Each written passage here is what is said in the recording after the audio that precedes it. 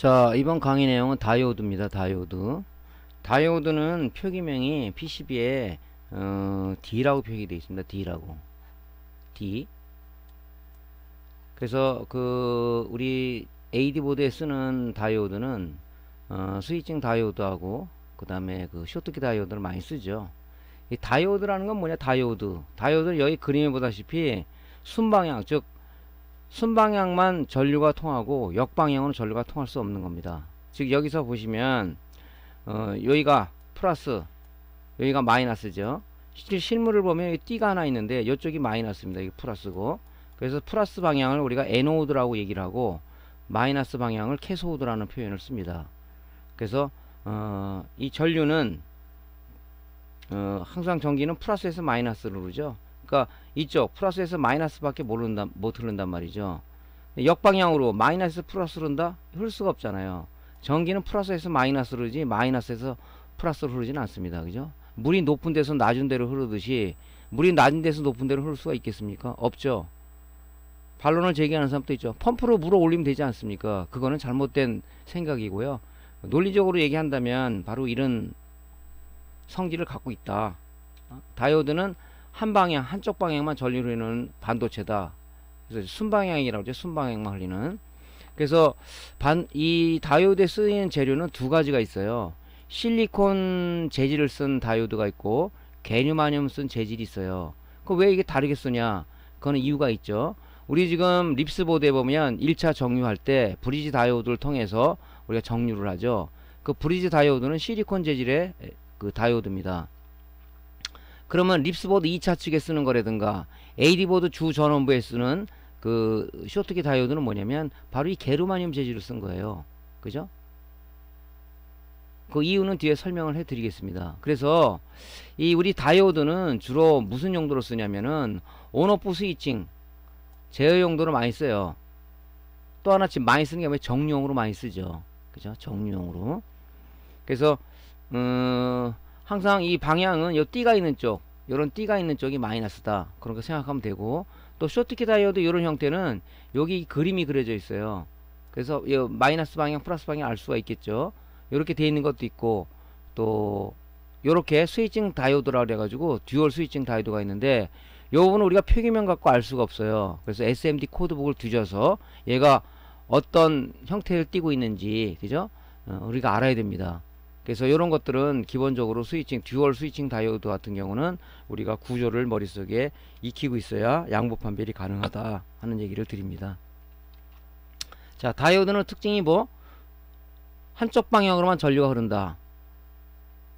역방향으로는 전류가 흐를 수 없다. 그러니까 우리가 양보 판별할 때도, 그죠? 다이오드 모드로 놓고 한쪽 방향으로 흘렀는데 또 역방향으로 흐른다. 그냥 쇼트겠죠, 그죠? 이 다이오드 소자가 나간 거겠죠. 한쪽 방향으로만 전압이 나와야 되겠죠.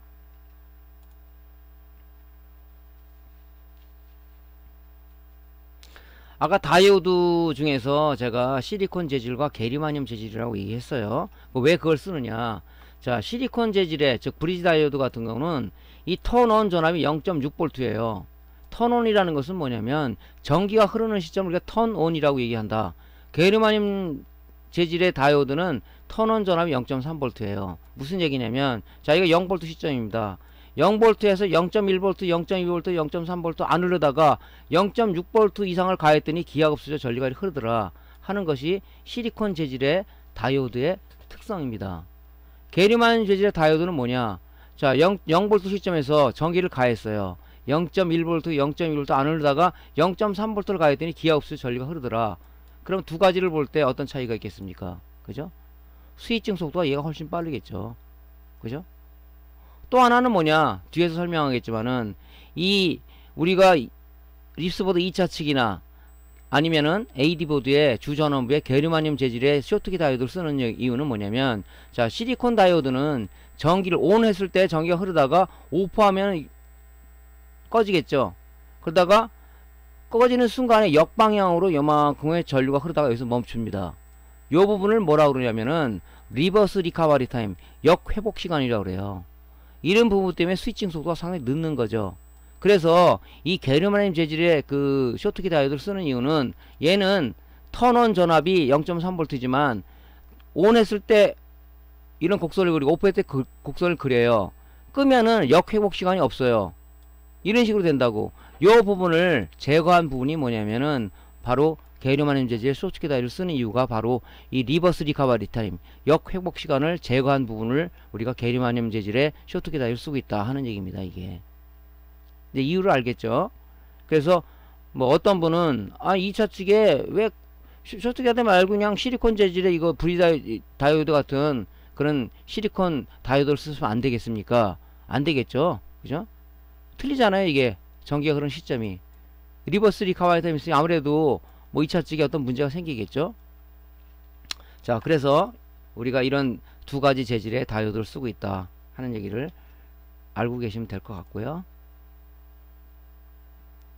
조금 전에 말씀드린 내용이 바로 이거죠. 그죠? 실리콘 재질의 우리가 쓰는 정류 다이오드 같은 거는 실리콘 재질로서 턴온 전압이 0.6V다. 그리고 쇼트키 다이오드는 뭐냐면 턴온 전압이 0.3V다. 그러면서 특성이 뭐 바로 요 부분이 리버스 리커버리 타임, 역회복 시간인데 이 부분을 갖다 없앤 부분이 바로 이 게리마늄 재질의 쇼트키 다이오드의 특성이다. 그래서 우리가 스위칭 속도가 빠르기 때문에 우리가 게리마늄 재질의 쇼트키 다이오드를 씁니다. 그래서 뭐 게리마늄 재질의 쇼트키 다이오드 데이터 시트를 검색하면 뭐 울트라 패스트, 뭐 패스트란 얘기가 써요. 패스트란 얘기를 앞에 붙습니다. 이렇게. 그죠? 왜냐하면 고속 스위칭을 하기 때문에 앞에 패스트 보는 거예요. 이 패스트라는 것은 바로 이 부분을 없앴다는 얘기거든요. 이 부분. 리버스 리커버리 타임, 역회복 시간. 그죠? 끄면은 이렇게 역방향으로 흘러다가 여기서 멈춘다고. 그럼 약간 갭이 생긴단 말이죠. 그럼 당연히 스위칭 속도가 느려지겠죠. 그래서 우리가 게리마늄 재질을 쓴다 하는 얘기를 다시 한번 드립니다. 또 AD보드에서 우리 스위칭 다이오드를 많이 쓰는데요. 이 스위칭 다이오드는 모양이 꼭 그 제너 다이오드하고 비슷하게 생겼습니다. 스위칭 다이오드하고 제너 다이오드의 큰 특성은 뭐겠어요? 큰 특성. 여러분들이 그 전기전자 기초를 공부하셨으면 이제 알겠죠. 스위칭 다이오드는 뭐냐면은, 그죠? 꼭 우리가 알아야 될 게 뭐냐면, 회로의 정방향으로, 얘는 회로의 정방향으로 걸어줘야 돼요. 여기가 플러스 라인이고 여기가 마이너스 라인이면은 항상 정방향으로 걸어줘야 된다는 얘기죠. 이렇게. 그죠? 이렇게. 그럼 제너 다이오드는 뭐냐면 제너 다이오드는 역방향 특성을 이용한 거기 때문에 항상 회로에 역방향으로 가해줘야 된다. 역방향으로. 이런 식으로. 정방향으로 가해주게 되면은 그죠? 다이오드의 턴온 전압이 얼마? 0.6V죠? 정방향으로 가해줬다 따르면 그죠? 0.6V라는 얘기죠. 이게 그러면 쇼트겠죠. 그죠? 그래서 스위칭 다이오드하고 제너 다이오드 특성이 뭐냐면은 항상 회로에 그 제너 다이오드는 역방향으로 우리가 그 회로를 구성해 줘야 된다 하는 거고, 또 스위칭 다이오드 같은 경우는 이제 보통 이렇게 생긴 것도 있고요. 아까 같이 듀얼 스위칭 다이오드 그렇게 모양 생긴 것도 있어요. 그러니까 보통 보면 이렇게 표시가 돼 있어요. 이쪽에. 그래서 1N4148이라는 그 데이터 시트를 찾아보면 나오죠. 쭉 이렇게 1N4148. 그러면 얘는 뭐냐면 100V 2A짜리 그 스위칭 다이오드입니다. 자, 듀얼 스위칭 다이오드 조금 전에 말씀드렸죠. 얘는 A7T라고 이렇게 돼 있어요. 그죠? 이거 갖고는 우리가 데이터 시트 검색이 불가능합니다. 그래서 메이커에서 아니면 그거를 만든 사람들끼리 이 SMD 코드 V라는 걸 만들었어요. 제 카페에 올려져 있는데 만약 이걸 찾고 싶다. 이 모양이 TR 스위칭 TR하고 아주 흡사하게 똑같습니다. 똑같아요. 모양이. 그럼 우리는 뭐 갖고 하냐? 항상 PCB 표기명을 보라 그랬죠. 그죠? 얘는 뭐냐면 표기명이 D로 돼 있어요. TR은 모르더니 Q로 돼 있단 말이에요. 이걸 혼돈해 가지고 다이오드 자리에 TR을 쓰는 사람이 있고 TR 자리에 다이오드 쓰는 사람들이 굉장히 있어요. 쓰는 이유는 이 뭐 우리 뭐 다른 뭐 FET라든가 그죠? 이런 것처럼 뭐 브리지 다이오드라든가 이런 것좀 표기명이 있으면 되는데 얘는 있지만 이거 갖고 데이터 시트 검색이 안 되다 보니까 이거 같은 거 아니야 하고 착각해서 끼는 경우가 있다 이거지. 이러면 큰 낭패를 초래하죠. 왜? 다이오드하고 TR에 그죠? 어떤 전기적 특성 이런 부분 다 틀리잖아요. 그죠? 그래서 안 됩니다. 그래서 이 표기명을 보고 다이오드냐 아니면 TR이냐 구분을 하고 정 의심스럽다 그러면 여러분들이 SMD 코드북을 찾는데 자 A7로 T로 돼 있죠. 그러면 SMD 코드북을 열면은 자 A 계열로 나오는 걸 찾아요. 그럼 여기 A 계열이 쭉 나오는데 여기서 A7 그죠? 요거를 찾으면 되겠죠.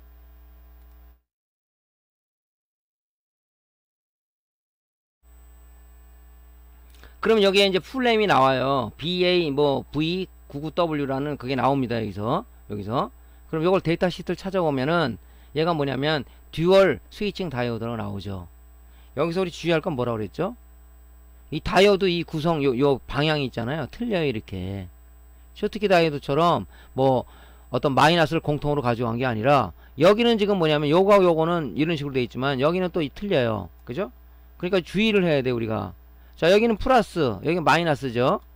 그럼 이 검사할 때 얘가 플러스, 3번 단자가 마이너스란 말이에요. 그럼 이쪽 방향은 어떻게 됐어요? 3번 단자가 플러스고 2번 단자가 마이너스예요. 이 구조를 잘 생각하셔야 돼. 그러니까 이 구조를 모르고 여러분들이 뭐라 그럴까, 그 양부 판별했을 때는 오차가 생기겠죠. 요거 지금 듀얼 스위칭 다이오드는 반드시 요 구조를 여러분들이 머릿속에 알고 있으라 하는 얘기죠. 요게 지금 어디도 쓴다 그랬죠? 이게 지금 우리 패널 쪽 나중에 공부할 건데, 패널 쪽에도 이 듀얼 스위칭 다이오드 많이 씁니다. 그래서 요 구조를 머릿속에, 제가 머릿속에 에오라는 건 몇 가지가 있죠. TR 구조, FET 구조, 그 심벌이죠. 그 다음에 듀얼 스위칭 다이오드. 또 하나 기억할 게 뭐, 제너 다이오드는 항상 회를 역방향으로 연결해 줘야 된다. 정방향으로 연결하면 쇼트가 된다. 그죠? 그런 얘기를 드렸어요. 그건 머릿속에 꼭 지우지 말고 여러분들이 알고 있어야 될 그런 중요한 사항입니다. 자, 쇼트키 다이오드죠. 쇼트키 다이오드는 지금 우리 AD 보드에서는 요 SS34 SMD 타입의 요걸 많이 써요. 요거를. 이게 지금 뭐냐면은 얘도 여기가 띠가 있는 쪽이 마이너스예요. 그죠? 여기가 마이너스고 플러스라고. 그죠? 그러니까 전기가 순방향밖에 못 흐르겠죠. 역방향으로 흐를 수가 없잖아요. 전기가 마이너스에서 플러스로 못 흐르잖아요. 한 방향만 흐르는 특성을 갖고 있지만, 조금 전에 말씀드렸지만 쇼트키 다이오드는 뭐로? 턴온 전압이 0.3V라고 그랬죠. 스위치 속도가 빠르면서 왜 이걸 쓰냐? 바로 역회복 시간을 제거한, 그지? 즉 리버스 리커버리 타임을 제거한 그 재질의 게리마늄 재질을 쓰기 때문에 이 스위칭 속도가 상당히 빨라서 우리가 2차 전원부에 정류용으로 많이 쓰고 있다 하는 얘기를 드렸습니다. 이미. 그 SS34 같은 경우는 뭐냐면 100V 3A 짜리예요. 여기 보면 나옵니다. 데이터 시트에. 그죠? 여기 전류하고, 그죠? 전압이 나오죠. SS34, 아니구나. SS34는 40V 3A죠. 그죠? 여기에. SS310은 뭐냐면 100V 3A예요. 그죠?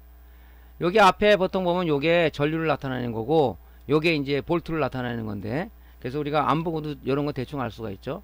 40V 3A 짜리라는 걸 알 수가 있겠죠. 요것도 지금 AD 보드 주 전원부 쪽에, 그죠?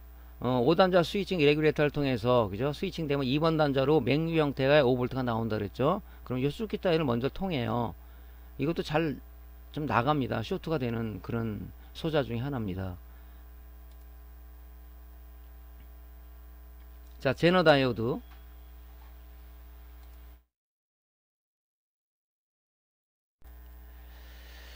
자, 그래서 스위칭 다이오드하고 제너 다이오드는 이 모양 자체가 굉장히 이렇게 비슷하게 생겼어요. 비슷하게 생겼으니까 우리가 표기명을 갖고 알 수밖에 없다. 그래서 제너 다이오드 같은 경우는 보면 EN4740A라면 데이터 시트를 찾아보면 얘가 뭐냐면 10V형 제너예요. 제너 다이오드는 여러 가지가 있습니다. 뭐 10V형, 12V형, 18V형, 뭐 24V형이 있는데, 요 제너 다이오드 안에 재질에 따라서 이렇게 고정적으로 만들어 놓은 거예요. 그러니까 10V다 그러면 회로의 역방향으로 간다 그랬죠. 제너 다이오드는 뭐냐면 외부 입력과 부하 변동에 관계없이 항상 일정한 전압을 유지시켜주는 정전압 회로다, 이렇게 말씀을 드렸어요. 정의가. 그러니까 10V 제너면 24V가 들어와도 얘가 10V, 50V가 들어와도 10V를 얘가 출력을 해주다 보니까 어떤 그 아주 정밀한 전원을 공급해주는, 즉 PWM이라든가 이런 VC 전압 공급해줄 때는 이 제너 다이오드 항상 이렇게 연결이 되어 있습니다. 그래서 항상 안정적인 전압을 공급해 쓰는 거죠.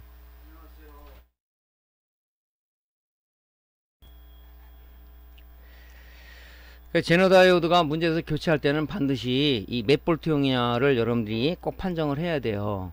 뭐 5V 쓰는데, 뭐 예를 들어서 10V 쓰는데 12V용을 썼다 그러면 안 되겠죠. 그죠?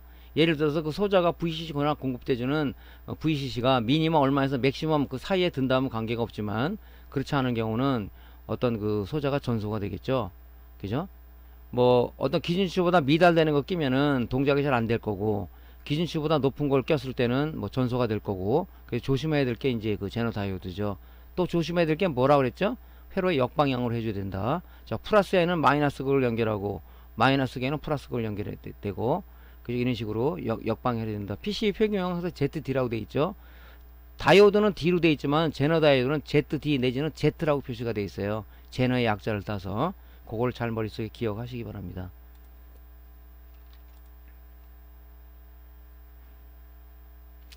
자, 또 우리 전자회로에서 없어서는 안 될 존재가 바로 이 저항이죠. 저항. 레지스터 R의 약자를 따서 표기면 R로 되어 있습니다. 그래서 이렇게 색디 저항도 있고, 시메트 저항도 있고, 가변 저항도 있고, 방고정 저항도 있고, 그 다음에 이렇게 어레이, 어떤 저항을 여러 개 묶어서 하나에 칩한 이런 어레이 저항도 있고, 그 다음에 이런 칩 저항도 있습니다. 근데 우리 지금 AD보드에서는요, 저는 이 칩 저항을 많이 씁니다. 간혹 요 몰드 저항 쓰는 것도 있는데 거의 99%가 이 칩 저항을 쓰고 있습니다. 칩 저항은 여러분들이 잘 암기를 하셔야 되겠죠? 그죠? 뭐 어떤 그 저항치를 바로 읽는 게 필요하겠죠? 여기 지금 표시가 361로 돼 있죠. 361. 그죠? 그럼 여기 첫째 자릿수, 둘째 자릿수, 이게 곱수란 말이죠. 그럼 36에다가 10의 1승이니까, 그죠? 10이죠. 그죠? 0의 개수라고, 0의 개수라고 보시면 돼요. 그러면 365ohm이겠네요. 이런 거는 우리가 바로바로 읽어줘야 된다고요. 앞전 강의에서도 읽는 방법, 또 이 표기명을 다 표시를 못하다 보니까 어떤 요 저항 표기법, 이런 코드북을 제공을 해요. 그 카페에 올려놨다고 얘기했죠. 뭐 10x라 그러면 계산할 수가 없잖아요. 10x는 뭐 15ohm이라는 건데, 그건 우리가 이제 그 코드북을 보고 알 수가 있다. 그래서 특히 이제 뭐 데스크탑 메인보드에 보면 이런 정상적인 표기명이 아닌 것들이 또 많아요. 그런 것들은 코드북을 찾아서 우리가 저항값을 알아야 된다. 왜 알아야 되냐? 그게 문제가 됐어요. 테스터로 측정할 때 얼마가 나와. 이 표기명을 알아 얘랑 같이 비교를 할 거 아니에요. 용량이 거의 근사치인데, 정상인데 용량이 많이 떨어지는구나. 불량이구나. 그렇게 해서 이제 우리가 알아야 되기 때문에 이 색지저항도 바로 읽어서 값을 알아야 되고, 얘도 알아야 되고, 그래서 측정한 값과 비교했을 때 얼마큼 차이가 나는 걸 판단해서 불량이다 아니다를 우리가 판정하기 위해서 읽는 거를 여러분 연습을 많이 해서 바로바로 답이 나와야 된다 하는 얘기를 말씀드리는 거죠. 자, 저항이라는 것은 뭐라고 그랬죠? 전기 흐름을 방해하는 거예요. 전기 흐름을 방해하면서 전류의 크기를 조정하는 역할을 하더라. 그래서 저항은 여러 가지 용도로 써요. 그죠? 뭐 어떤 전압을 갖다 강화하는 데 쓰고, 전압을 분배해 주는 데 쓰고, 그죠? 어떤 또 예를 들어서 어떤 신호를 갖다 증폭해 주는 회로에도 쓰고, 여러 가지 용도로 쓰는데, 보통 보면 우리가 이제 뭐 회로에 쓰는 저항은 뭐 전압 강화, 그죠? 그런 부분들을 많이 쓰는 거죠. 그래서 우리가 이제 그 저항 같은 경우는 이 칩 저항 같은 걸 많이 쓰는데, 칩 저항 같은 것도 보면 좀 나가는 편이고요. 쇼트가 좀 잘 되는 편이고 그렇습니다. 그래서 이제 레지스턴스라는 얘기를 간혹 씁니다. 레지스턴스. 그건 전기를 얼마나 잘 흐름을 방해할 수 있냐 정도를 나타내는 거고, 컨덴서에서는 캐패시턴스라는 얘기 있습니다. 얼마나 전기를 잘 저장할 수 있느냐 하는 저장 능력을 나타내는 척도로 쓰는 용어로 쓰죠. 참조로 아시면 될 것 같고요. 이 칩저항이란 말이죠. 우리가 제일 애를 먹는 게, 그죠? 지금 요런 거는 우리가 금방만 하지만, 이런 거 지금 01X다 그럼 이게 15ohm짜리예요 02X다 10.2ohm이라고. 이걸 갖고 연산이 안 되잖아요. 그래서 제 카페에 보면, 그죠? 칩저항 표기법이라고 올려놨어요. 그걸 다운받아서 보시면 될 것 같고, 이런 것들이 의외로 좀 있어요. 근데 이런 거 같은 거 읽기 좋잖아요. 103이라면 첫째 자리수, 둘째 자리수, 배수에 이게 곱수란 말이죠. 그럼 0의 개수라고 생각하시면 되겠죠. 그럼 10에다가 0이 3개란 말이에요. 그러면 1kg는 1000ohm이죠. 그럼 얘는 1시 100, 1000만, 10,000ohm이란 말이죠. 10,000ohm에서 뒤에 0, 3개짜리 날려버리니까 어떻게 되겠어요? 10kg가 되겠죠, 이거는. 자, 여기서 이걸 봅시다. 여기서 1004라고 돼 있어요. 그러면 1000에다가 4가 뭐라서 0의 개수라고 그랬죠? 하나, 둘, 셋, 4개. 여기 4개를 갖다가 뒤에다 이렇게 붙여주는 거예요. 그러면 1kg는 1000ohm이라고 그랬죠? 자, 3개를 날렸어요. 그럼 얘가 어, 10,000kg가 되겠죠. 1000kg가, 그죠? 그럼 키로를 갖다가 메가로 고치면 여기 3개를 날리면 얘가 뭐냐면 1메가가 되겠죠. 자, 101이다 그러면 당연히 0이겠으니까 얘는 105옴이 되겠죠. 그죠? 100옴을 0.1kg 이렇게 얘기하는 사람 없지 않습니까? 이 단위가 넓어졌을 때 우리가 키로로 바꾸는 거죠. 여기서 보면 204다 그러면 20에다가 4가 0의 개수니까 4개를 붙였어요. 그죠? 그러면 1십, 100, 1000만, 10만이잖아요. 20만 옴이라고 있는 사람은 없잖아요. 그래서 키로로 고치죠. 그러니까 3개를 1kg는 1000옴이니까 3개를 날리게 되면 200kg가 되는 거죠. 자, 여기서 주의해야 될 게 하나가 뭐냐면 이거라고요. 760이라 되는 것을 765옴으로 있는 사람이 있어요. 이 셋째 자리는 뭐라 그랬죠? 곱수라고 그랬죠? 그러니까 76에다가 10의 0승이라고요. 0의 개수가 아니란 얘기지. 10의 0승은 뭐예요? 1이잖아, 1.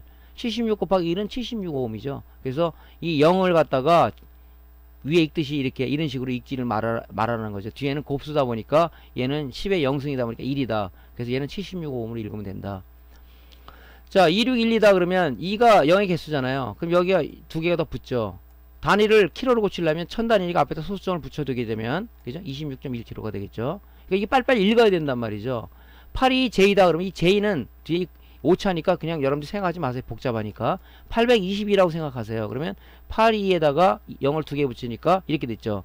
이거를 8205옴 읽는 사람은 없어요. 그죠? 요거를 키로로 고치려면 앞에다 소수점 하나 둘 1000단위 점을 붙이게 되면 8.2kg가 되겠죠. 자, 1200이다. 요거는 맨 뒤에는 뭐라 그랬죠? 맨 뒤에는 곱수라고 그랬죠. 10의 0승이죠. 1이죠. 그러니까 125옴이 되겠죠. 여기 R이라고 들어가는 거죠. 얘는 소수점이에요. 소수점이니까 얘는 5.65옴이다. 이렇게 해서 읽으면 될 것 같고, 이 위에 거 요런 표기명을 갖고 있다. 이런 것들은 우리가 읽을 수가 없으니까 바로 요거 우리 저 카페에 올려져 있는 칩장 표기법을 다운받아서 여러분들이 참조를 하시면 될 것 같습니다. 자, 칩장은 여러분들이 읽는 거 그냥 머리 딱 나오면 바로 읽을 수 있는 그 정도는 돼야 돼요. 그래야지 양보 판별할 때 비교가 되잖아요. 자, 이제 어레이 저항도 좀 쓰는데 이 증은 뭐냐면 어제 강의에서도 말씀드렸지만은 자꾸 소자들이 집적화, 모일집, 그지? 여러 개를 하나로 합친다는 건 얘기예요. 얘는 지금 330이란 이거 뭐죠? 이거 330? 예? 335옴이 아니죠. 뒤에는 곱수라 10의 0승이니까 1이죠. 이 33옴이죠. 33옴 쓸 걸 갖다가 지금 몇 개를 해놨냐면 하나 둘 셋 네 개, 다리가 지금 4개가 나와있죠. 4개. 33옴짜리를 이런 형식으로 묶어가지고 이거를 어레이 저항 또는 네트워크 저항 이렇게 얘기합니다. 보통 어레이라는 얘기를 많이 쓰죠. 그래서 33옴 저항을 4개를 합쳐서 소자를 집적화 시켜 놓은 거예요. 그러니까 33옴을 4개 쓸 거를 하나 쓰다 보니까 뭡니까? 이런 PCB의 이 크기가 작아지겠죠. 그래서 소형화, 경량화, 그죠? 하는데 우리가 이 저항도 이제 이런 식으로 어레이화 되더라 하는 거죠. 그러니까 부품의 집접도를 높인 거죠. 4개 쓸 거를 그죠? 하나로 해가지고 소형화를 시킨 겁니다. 이런 것도 의외로 심심하게 많아요. 칩 콘덴서도 마찬가지고요. 칩 콘덴서도 보면 노이즈 방지하기 위해서 뭐 3개 쓸 거를 4개 쓸 거를 그죠? 하나로 합쳐서 이렇게 해놓은 것도 있습니다.